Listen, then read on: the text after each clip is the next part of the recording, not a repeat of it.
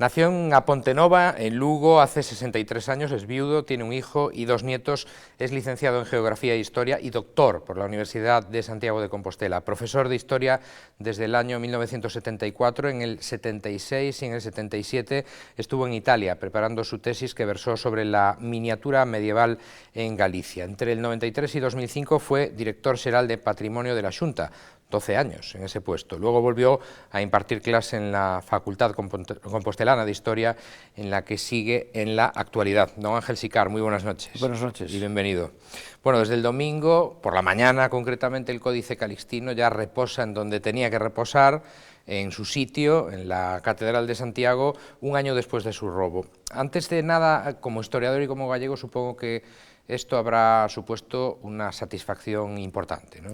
Bueno, es un hecho importantísimo el haber recuperado, porque se puede llamar así, pues un documento que es fundamental para lo que es no solo la historia de Galicia, sino una buena parte de historia de Occidente.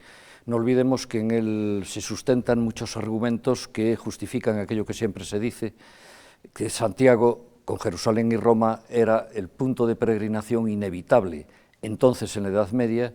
Lo fue también en la Edad Moderna y también ahora, por lo tanto es un hecho realmente sobresaliente. Claro. ¿Y qué le dijo usted a sus alumnos de la Facultad de Historia? ¿Abrieron algún debate?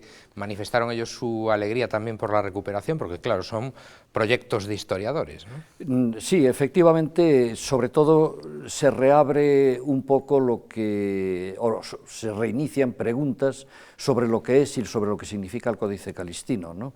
Del que muchas veces se habla en un sentido puramente de pieza casi arqueológica, y en cambio esto ha servido a lo largo de todo este año para introducirnos y que todo el mundo se introduzca un poco más en el verdadero contenido y significado de las importantes 5 partes de las que se compone, claro. ¿Pero mereció, don Ángel, alguna clase especial, tal vez, la recuperación del códice? Bueno,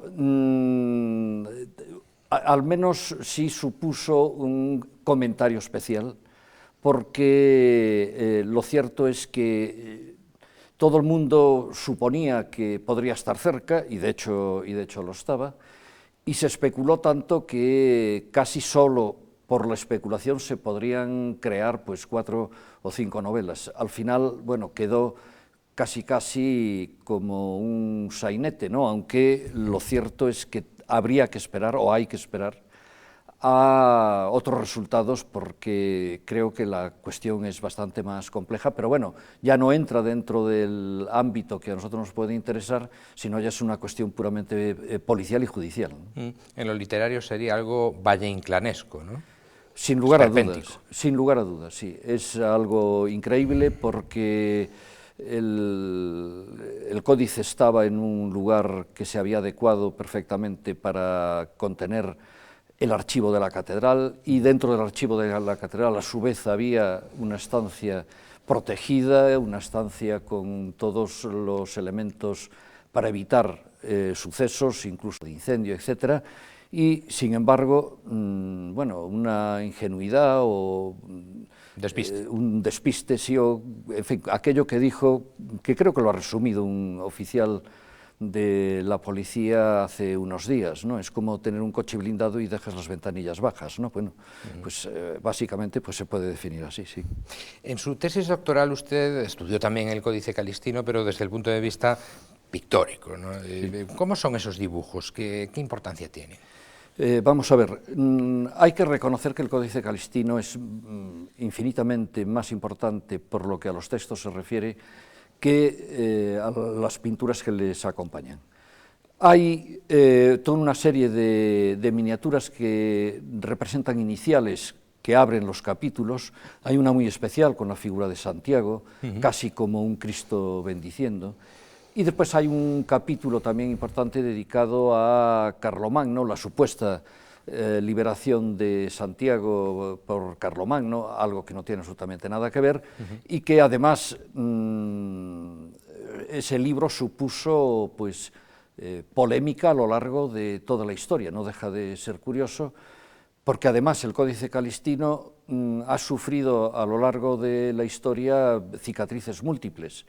Quizás la cicatriz que ha dejado más huella fue en el siglo XVII, la desmembración, literal, la desmembración, porque el libro cuarto, que se refiere a la venida de Carlomagno a la península para su liberación, es separado del volumen general y así vive pues, 300 años hasta que en los años 60 se vuelve a unir, se restaura y se restauran también las pinturas, por cierto, mal, todo hay que decirlo, y esto hace casi 50 años, y hoy lo encontramos, sin embargo, con el cuerpo, diríamos, original, tal como en su momento estaba. Sí.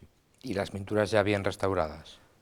No, son las restauradas en esos años 60 y con una mala interpretación de aquello que faltaba, ¿no? Entonces, bueno, hay fotografías de los años 30 que nos enseñan perfectamente cómo es el Códice Calistino, que en algunos aspectos tiene poco que ver con lo que hoy estamos viendo, ¿no? Ahora que decía usted eso de Carlomagno, se me estaba viendo a la cabeza esa estatua ecuestre de Carlomagno, sí, que hay junto a Notre Dame, en París. Sí, sí.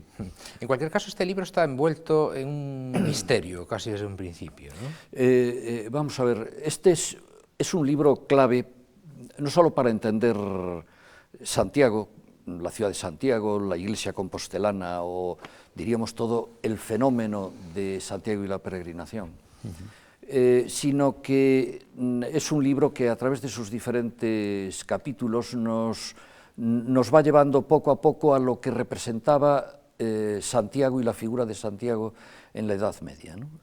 El primer libro está cubierto de sermones y elementos litúrgicos que nos enseñan pues, cómo tenía que ir vestido un peregrino, lo que tenía que rezar, ese camino que era la peregrinación, que era un camino de redención, de penitencia, etcétera, etcétera. Y eso lo recalca, y eso muy bien escrito, porque además lo que está recogiendo es una compilación. Realmente el Códice Calistino lo que está recogiendo son textos anteriores de 50, 60, 70 años anteriores a más o menos el 1160 y los resume, los condensa en este libro y va llevando, o nos va llevando a todos a un conocimiento de una etapa que se nos escapa en otros muchos argumentos, claro.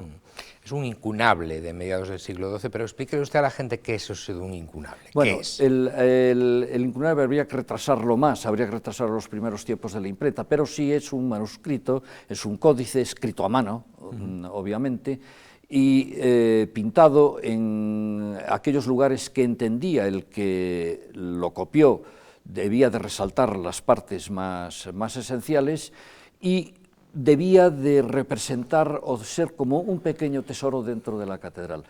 De hecho, si el manuscrito, que lo es, más o menos 1160, de hecho, en 1170 ya fue copiado por un monje del entonces poderosísimo monasterio de Ripoll, y en el siglo XIV nosotros conocemos, y existen y se conservan en el British, en el Vaticano y en la Universidad de Salamanca, 3 copias del Códice Calistino, lo que indica que, bueno, era algo más que un libro, porque se procuraba copiar de alguna manera para poder llevarlo a diferentes partes, como pudieron ser pues, desde Roma pues, hasta Inglaterra, ¿no? El British Museum, efectivamente, en Londres. Sí, sí.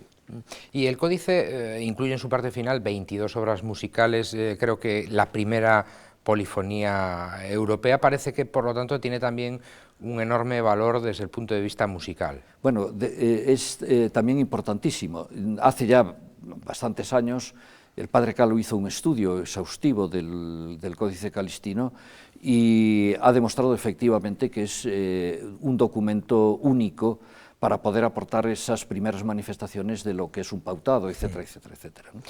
¿Usted cree que su sustracción ha hecho que hayamos magnificado de todas maneras o sobrevalorado la importancia de este texto?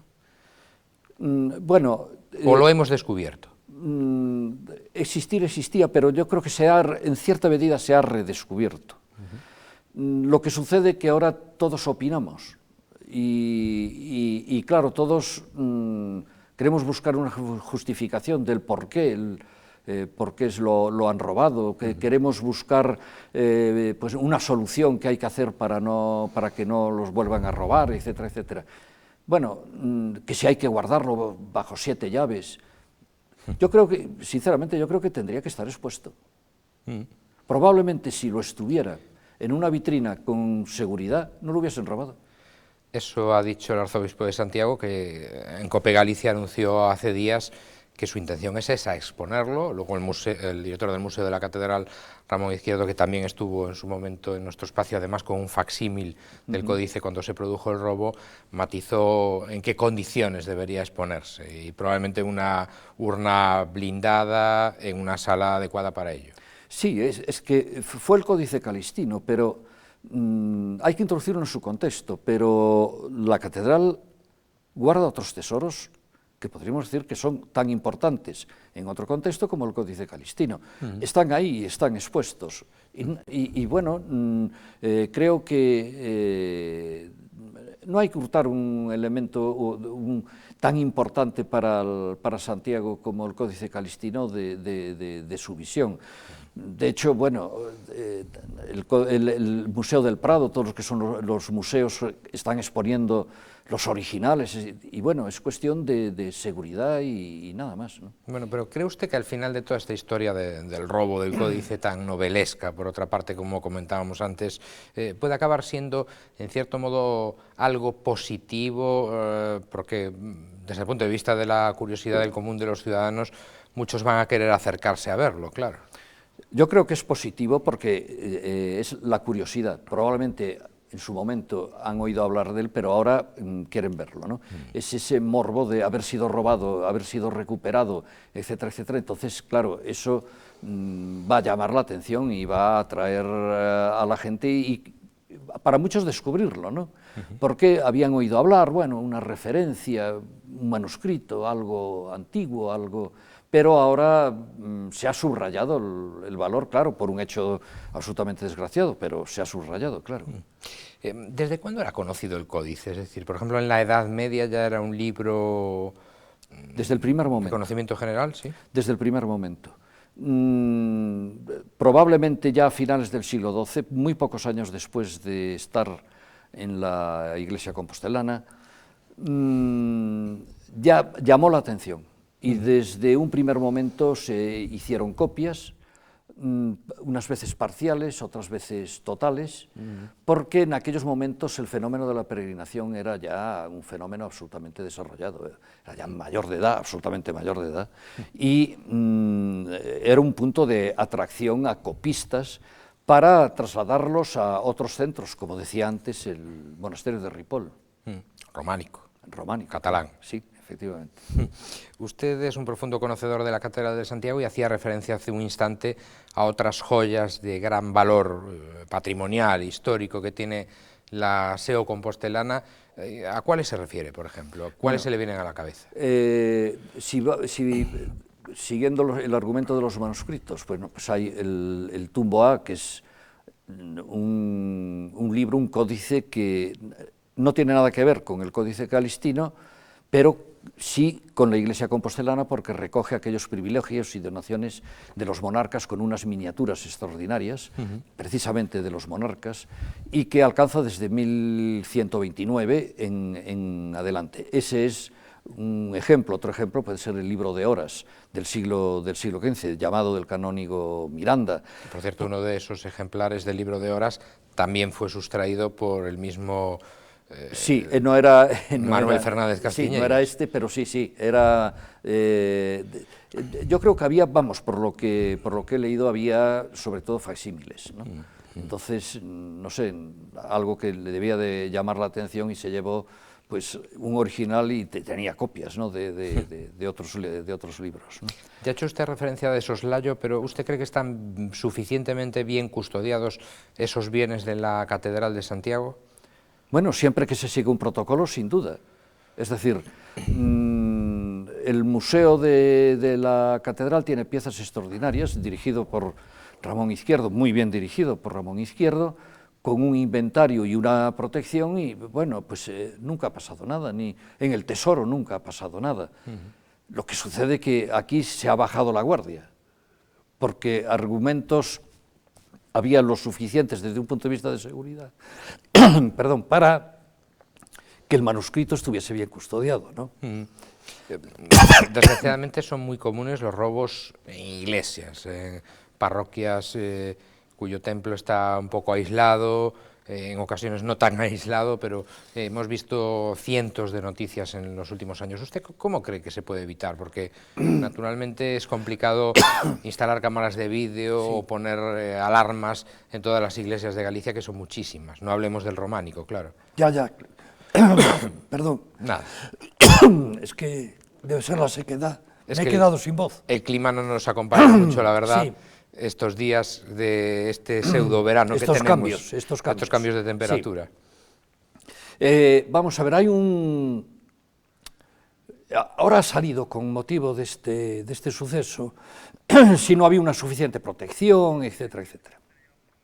Yo quiero recordar que, voy a hablar desde un punto de vista eclesiástico y después desde un punto de vista, diríamos, puramente civil. Desde un punto de vista eclesiástico, desde hace como 30 y tantos años, el Ministerio de Cultura y la Xunta de Galicia y el Museo de Pontevedra han realizado el inventario prácticamente de bienes muebles de las 3/4 partes de todas las parroquias de Galicia. Que es Y existe. muchísimo. Que es muchísimo.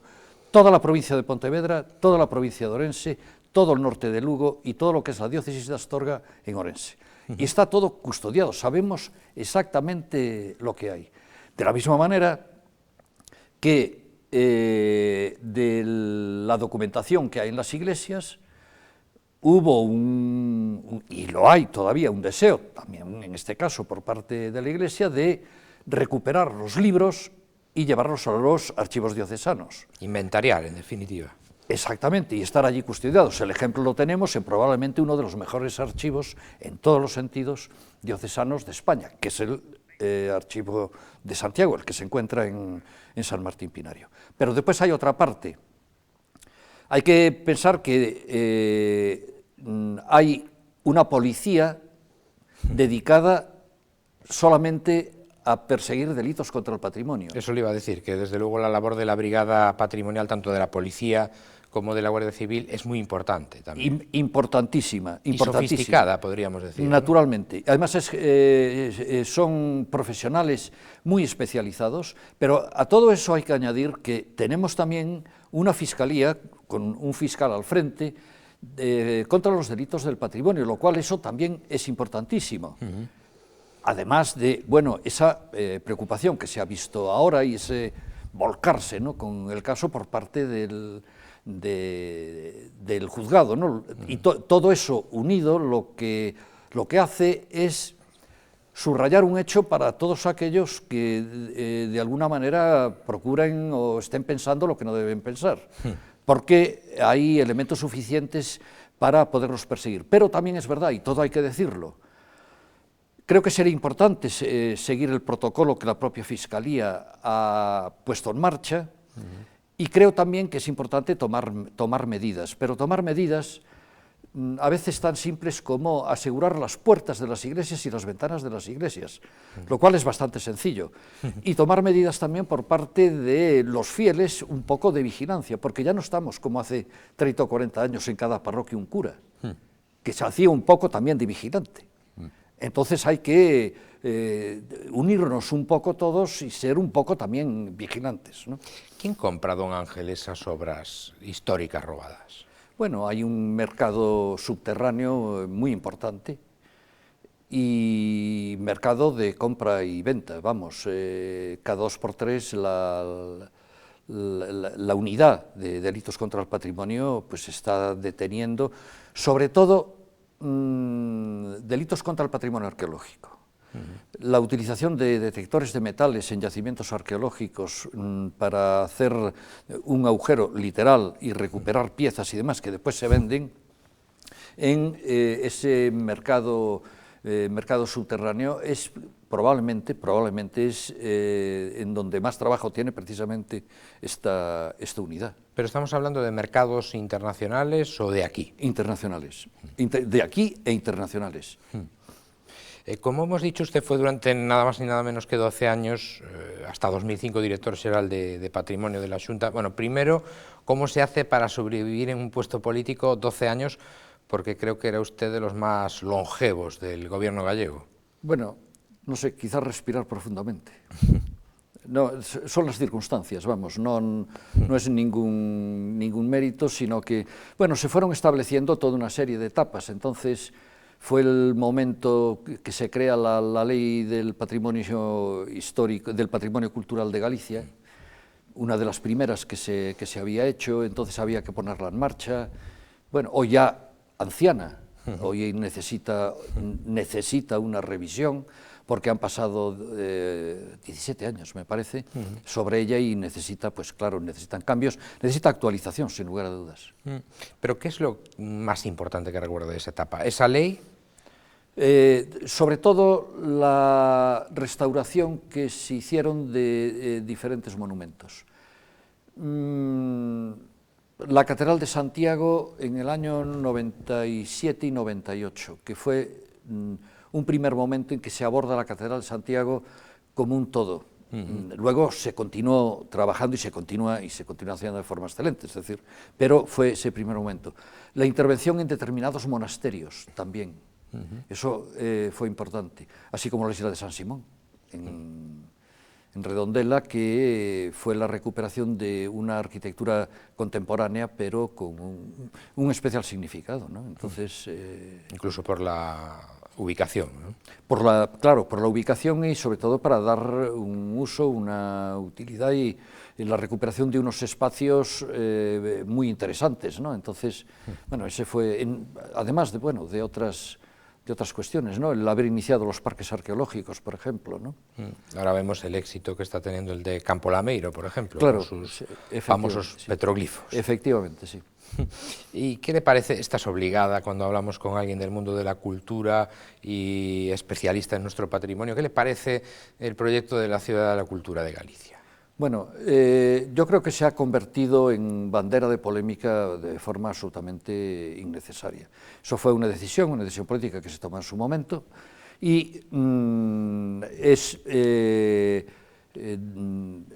o se acabará convirtiendo en una suma de edificios que son realmente una ciudad, porque hay que pensar que se crea como ciudad de la cultura, es que a veces perdemos, ¿por qué ciudad de la cultura? Es que ya se pensó como una ciudad, pero para la cultura, y como trasladando un poco el significado de la ciudad, ese aspecto un poco variopinto, en que caben diferentes elementos distintos, pero que conviven entre sí. Entonces se pensó como un conjunto y se pensó como una unidad, una perfecta unidad. Lo que pasa es que ahora estamos en crisis, don Ángel, y claro, parece que su tamaño es desmesurado en un tiempo en el que estamos hablando de ajustes en sanidad, ajustes en educación, ajustes en todo.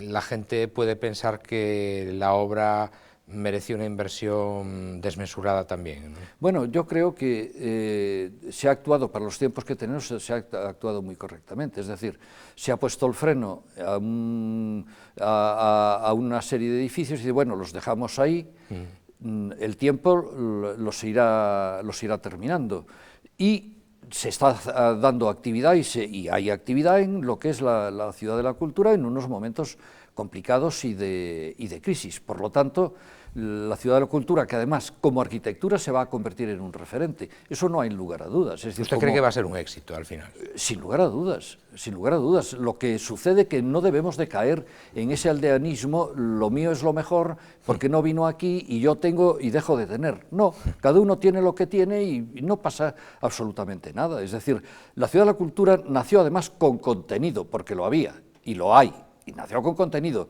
¿Que después se ha querido cambiar por tirios y troyanos? Muy bien, pero tenía vallas y tenía contenido, claro que sí.